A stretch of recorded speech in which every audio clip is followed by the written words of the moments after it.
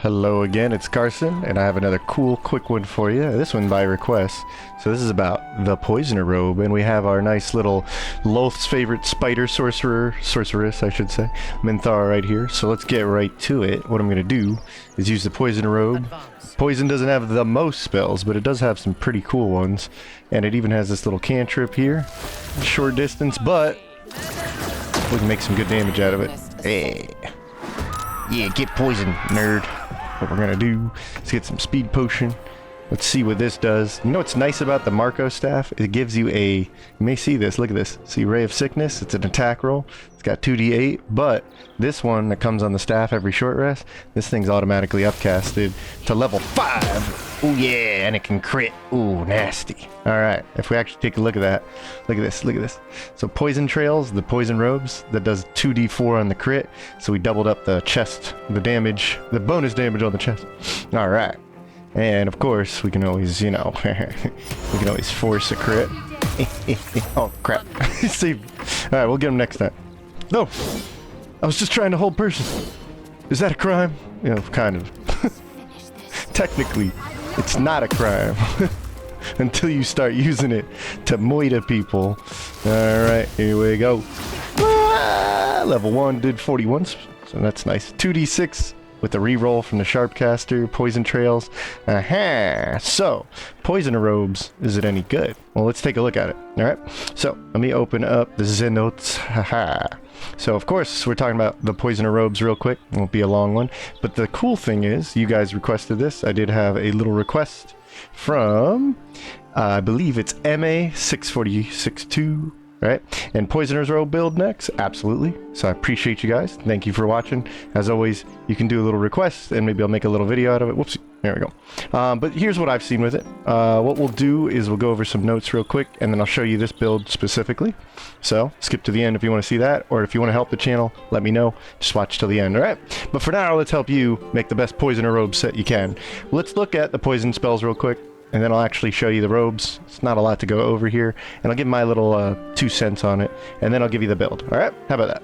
So, let's look at the poison spells themselves. And I'll go in the game for this for you guys.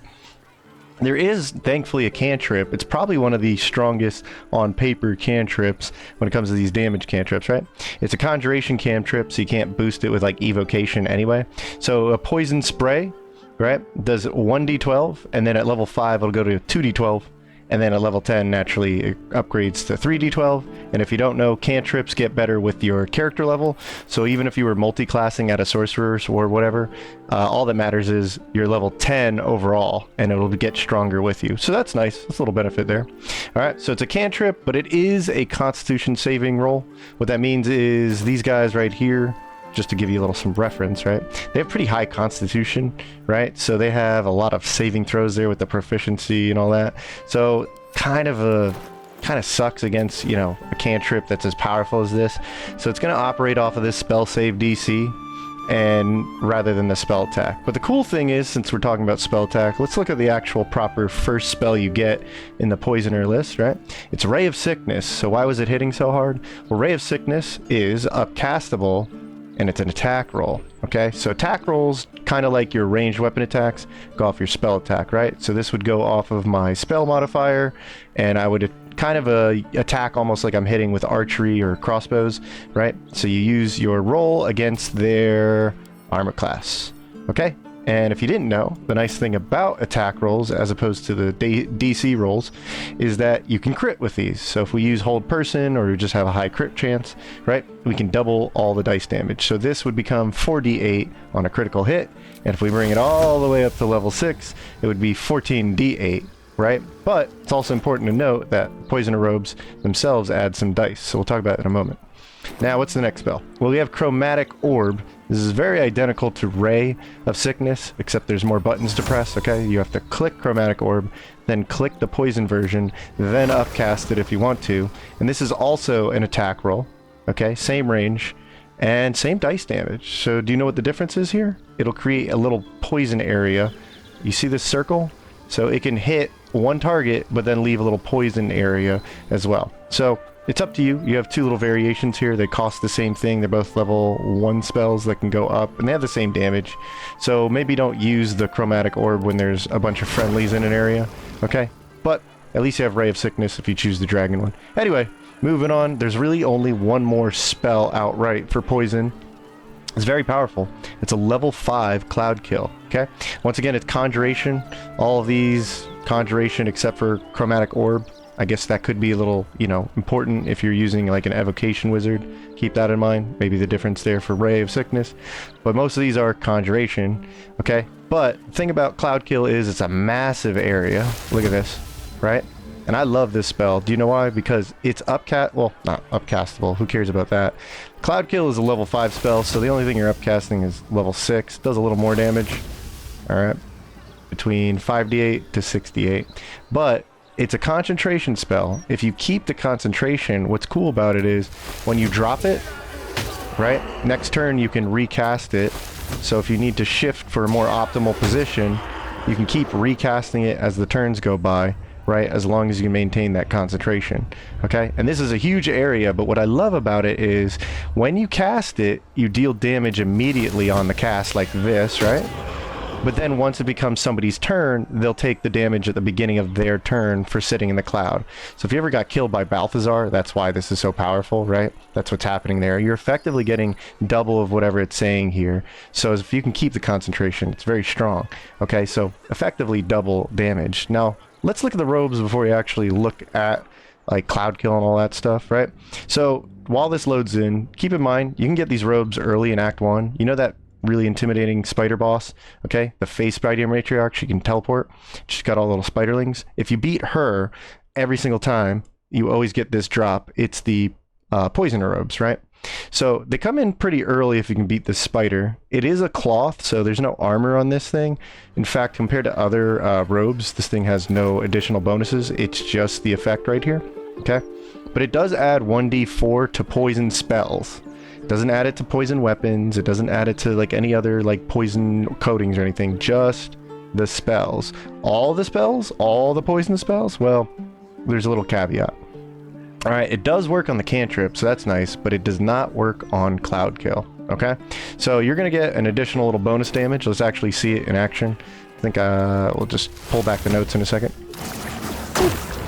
Alright, so let me pull this back for you. Where's the notes? Oh, I'm headed for the cells, huh? I'll show you. So let's look at the... right here. So you can see the 1d4 poison from Poison Trails, and if we look at the armor... that's what it says, Poison Trails, right? So we know that worked. What about the Ray of Sickness? I got him. All right, so once again, the Poison Trail shows up here. 1d4 Poison Trails, so we know that works as well. Let's go ahead and get a Haste Potion again. Let's go for the Chromatic Orb. Can we get this off? I'll finish you off with a level 4, as if I needed that. So again, attack roll, boom, hit him. Ah, Poison Trails, and we even crit with that one. So, like I said, the difference with an attack roll is if you crit, this Poison Trails 1d4 becomes a 2d4. So great, it's all working really well. All right, so what about Cloudkill?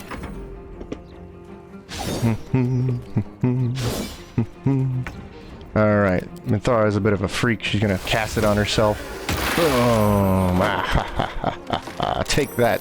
All right. So, Cloudkill, Cuthbert, let's see. What's this? He made a little save, but he still took half damage. And Scarlet Remittance is Rhapsody, but where's Poison Trails? Yeah, so unfortunately, like I said, this will activate on his turn, so let's skip our turn. Ready? Let's just Sanctuary up a little bit. Make sure they don't hit Shadowheart and come after Minthara. So he got hit again immediately. So, Cloudkill's crazy, right? But, once again, so, he took the damage right here. Where'd he go?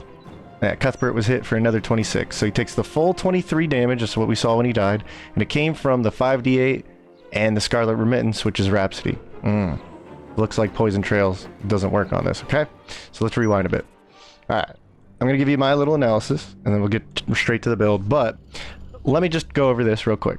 this is what I'm seeing when I play honor mode. This is why I do the videos, try and give you guys pointers, tips, tricks, so you can build awesome characters, right? And so what if you wanted to make like what I did? Poison Sorceress, Dragon Sorceress, right? So it is a chest slot, and especially for sorcerers, there is some heavy competition that you want on your sorcerer. So when it comes to these chests, it's not like chest pieces can't have really good armor class, or like if you do no armor or shield, you can still get great armor class. Because look at potent rubs. You're going to add your charisma modifier to that poison spray damage. And honestly, on average, this will be stronger than the 1d4 because you could add your like +5 to that cantrip damage. But that poison, this potent robes only affects cantrip, so it's not like Ray of Sickness or Chromatic would be stronger. So okay, but this does give you a little bit of temporary HP every turn and the 1 armor class. Considering you're not wearing armor, that really helps out, okay? But robes in general can do pretty well, but yeah, depending on how you multi-class or class your character, like chest is like a very competitive slot, okay? Few robes add damage though, so other than like adding damage to that cantrip, okay, at least it's a chest piece that adds damage if I'm just focusing on poison. And then like I said, with the poison robes, it only affects the cantrip, even though it'd be more damage for poison spray, it won't affect the other stuff, right? But there's no bonus armor class, and honestly, as you progress through the game around Act 2, the robes you really want to use, like Act 2 onwards, at least give you like 1, maybe 2 bonus armor class, okay? So that kind of sucks. But you do get it early, right?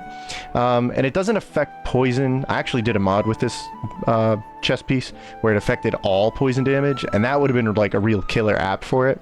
Okay, but okay, for what it's worth, it does add damage to your poison spells, and Ray and Chrome can crit, so like I showed you in the examples there. Oh, whoopsie. I could put these notes out. We'll go right back over them. Bear with me. Alright, but all I'm getting at is Ray and Chrome can crit like we saw there in the damage numbers, alright?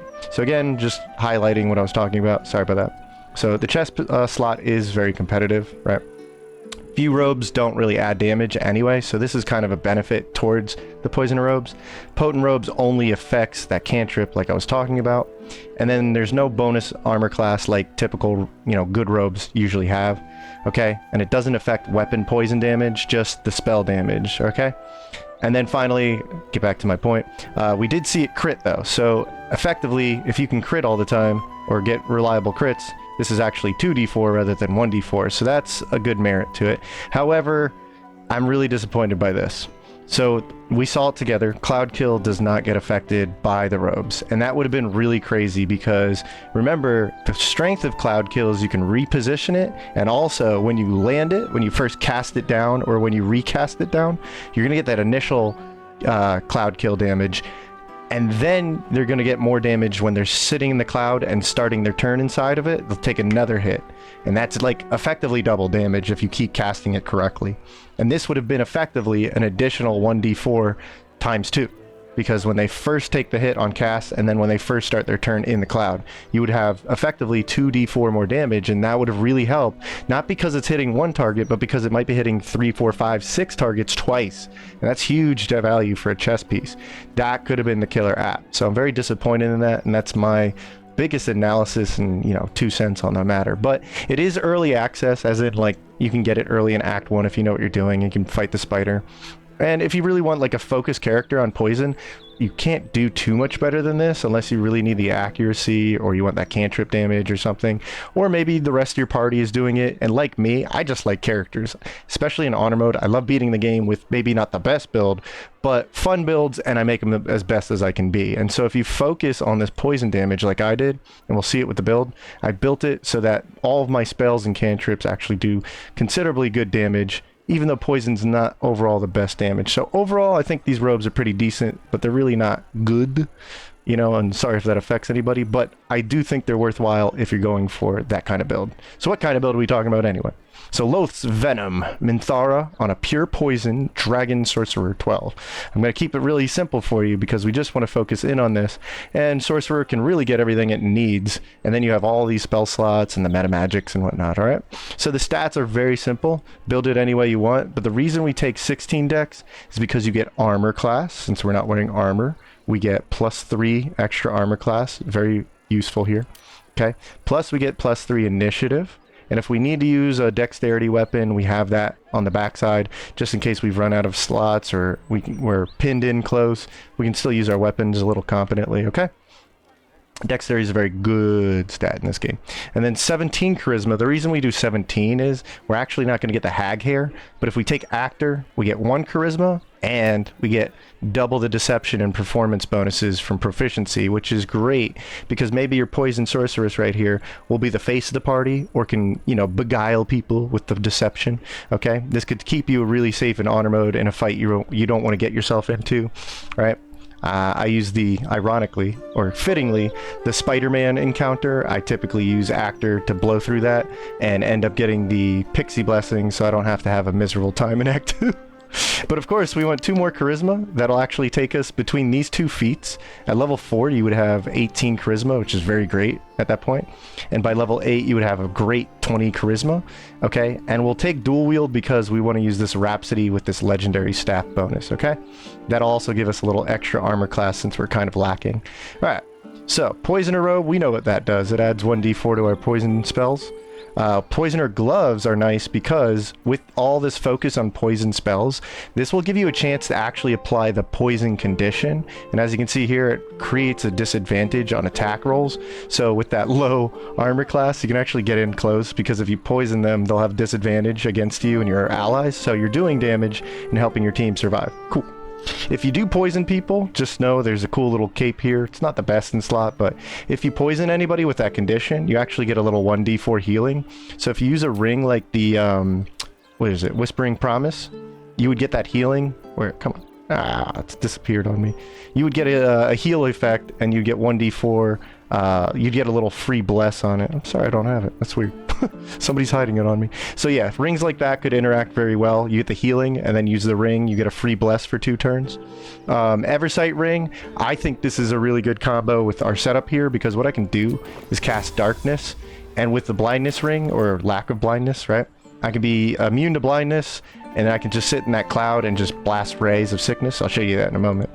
We have the Marco Staff because if you set the Marco Staff to poison, right, you get your proficiency bonus as more damage on those spells, and you actually get a free level 5 Ray of Sickness and a free Cloudkill every short rest, and you can cast any of your spells for free 1 time per long rest, okay?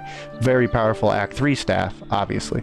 Rhapsody, another Act 3 weapon, but it's the reason we go dual wield because this thing is amazing. It adds accuracy to both spell save and attack, plus it adds 3 more damage on all of our damaging spells, so it's crazy. And it actually affects Cloudkill. All right, Hellrider Bow is excellent if you're not going to use your bow slot because what it does is it gives you 3 more initiative, which is very important in fighting. And then finally, we just have the fun spider boots. We can actually set up some web, get people stuck in it, and then we can just walk on it and they can't do anything about it. Just very flavorful for an early game or early part of the build. Later on, we really want to use something like Darkness and Cloudkill for area concentration. And then Sharpcaster. This is also Act 3. If you have Gale on your team, you can get this from the little cat with the wings. I forgot the name, the Trissum. But so this will actually let you reroll 1 or 2s when you do spell damage with a spell attack. So Ray of Sickness can be a lot more damaging because you are less likely to land on a 1 and 2. Okay, so it does work. It actually is very subtle how powerful it is, considering a lot of helmets don't add a lot of power. Alright, so let's actually see this in action, and we'll get going. Alright, so here we go. Like I said, what I think you might want to do, especially mid-game, is once you get that ring and you can't be blinded, check how stupid Darkness is, alright? We can take out our Ray of Sickness, 99% accuracy. What's that? Where's that coming from? Who is that? Hello? Who is in there? Stop hurting me. Oh my god. Yeah. Oh no. It's your turn. Come get me. Nah, shield. Oh no. I lost my concentration. This is a great time to use Cloudkill. Boom. So like I said, Cloudkill on the first, once you cast it, does the damage initially. There we go.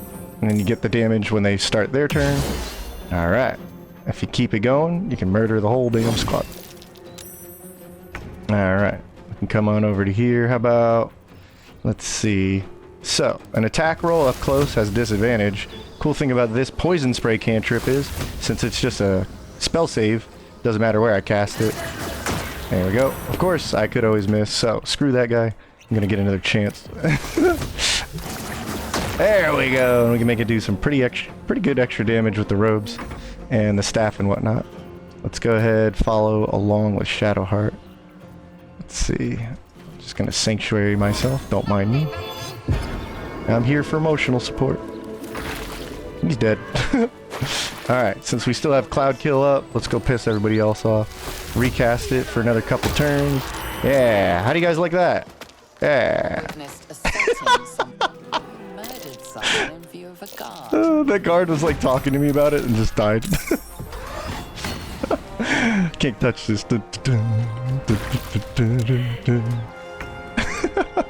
So again, on our turn, we can recast it for more damage. Boom! And then once they start their turn, in the meantime, I can shoot this robot. But here's the sad thing about poison damage. It's typically resisted or immune. But yep, that's the poison robes. That's gonna do it.